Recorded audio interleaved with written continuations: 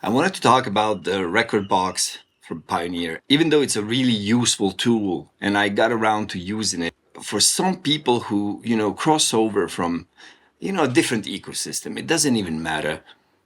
It really is quite difficult. And it's not just the record box I have a beef with, which is like really cool to have record box. You can pre-prepare all of your, tracks and cue points and make sure that musical grid is exactly on the transients of the kick drum, talking about, clubby music for having that, having the rating and everything that actually translates to the, players, to those CDJs or whatever other systems they're selling today. What I really do have a beef with is how difficult it is sometimes for some of their equipment to receive a USB stick that wasn't formatted here. So it's not just me, I'm not crazy. I don't have a problem because I actually use Rekordbox.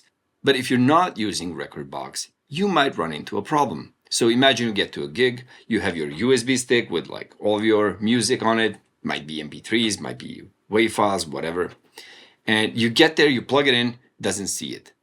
And that happens. Like last gig I was to, the DJ playing after me just plugged it in and it wasn't visible. So opened his laptop, thank God he had a laptop with him.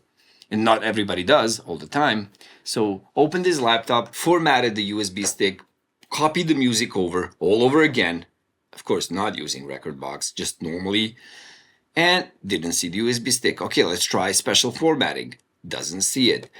And it, by the way, it's not like a super old laptop, so it has a problem with the operating system. It's not. It's like an Intel-based MacBook, maybe 4 years old.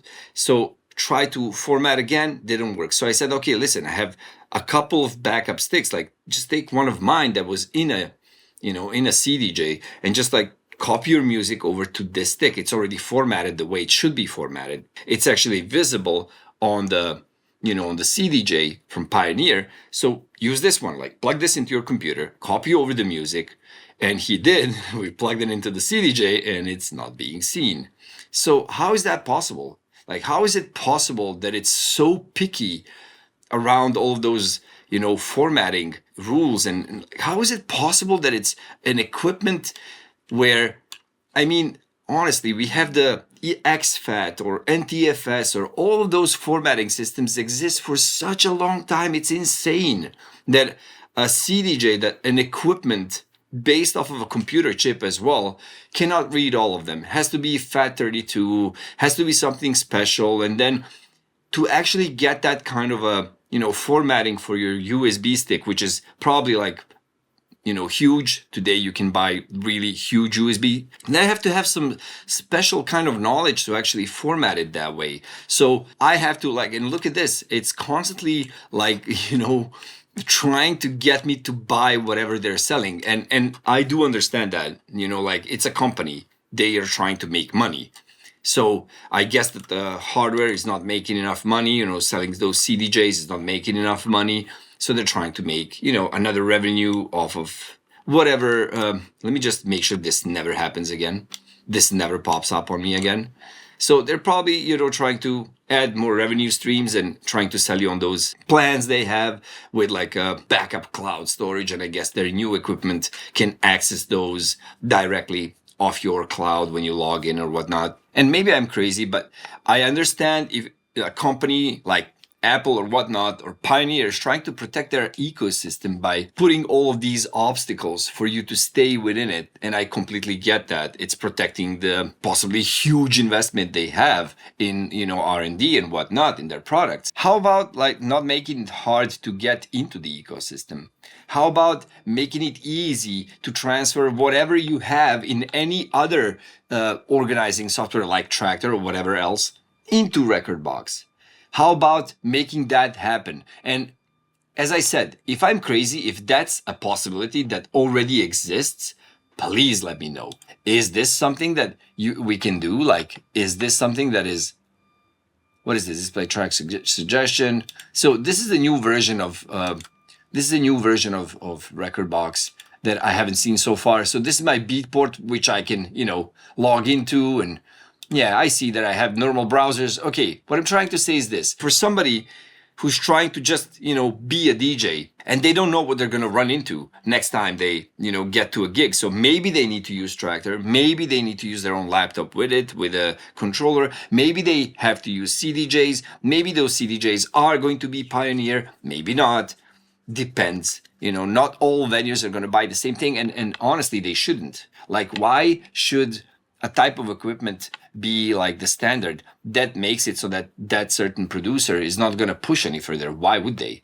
If they're the standard everywhere, no innovation is going to happen. So you really do have nice CDJs from other companies like that and whatnot. I'm not sure if they can read those record box files. I'm completely unaware. Maybe I have made very little research into this before making this video. But just, seeing that kind of frustration where somebody like can't just copy over normal music like WAV files, MP3s onto a USB stick that's already formatted. So it's already seen by the CDJ. And the moment he copied his music on it, now it's not seen. Like, what is that?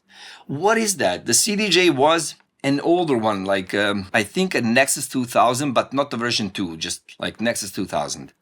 It's an old CDJ. I get that. But those formattings for USB sticks existed way before.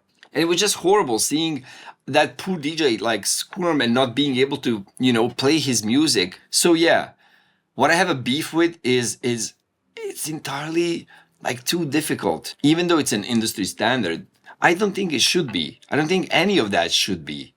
People like different things. Come on. I think there should be a method to have a format for that extra metadata, that can be kept within an MP3, for, let's say, some basic stuff, cue points, BPM, and the grid, alignment. That's it.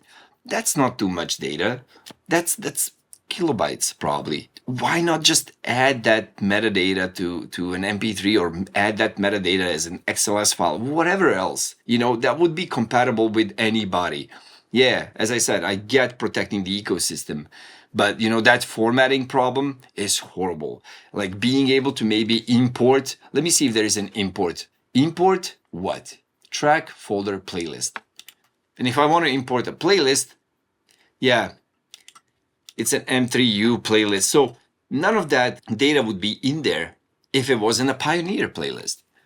So yeah, I would like a really easy way to get into the Pioneer ecosystem and start paying them for the cloud and everything else by, stealing me from somebody else. Well, make it super easy to transfer everything I have into your ecosystem. And that's it. So I really do have a beef with that. That's really stupid, especially with the formatting. I said that like a million times. I'm not going to go over it anymore. So if I'm stupid and you think that this is completely irrelevant and that this is not an issue at all, yeah.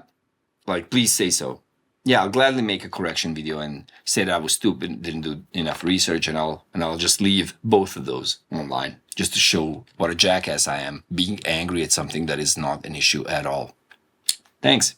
And by the way, I recorded over 80 hours of music production lessons, and now thanks to 11.org, I can offer them to you for completely free. So no credit card data needed, nothing. Just go to mixingacademy.com.